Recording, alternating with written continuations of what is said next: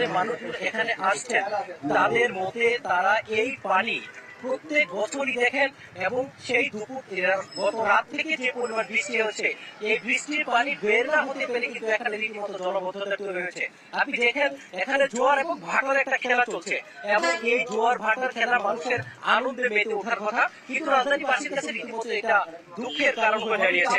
বিশেষ করে যারা এই অঞ্চলের ব্যবসায়ী আছেন, তাদের রীতিমতো গত রাত থেকে আজকে দিন পর্যন্ত পুরোপুরি ব্যবসায় তাদের মন্দা দেখা দিয়েছে, এবং কোনো ধরনের কাস্টমার বলতে যা বোঝায় সেটা কিন্তু তারা এখন পর্যন্ত দেখেননি।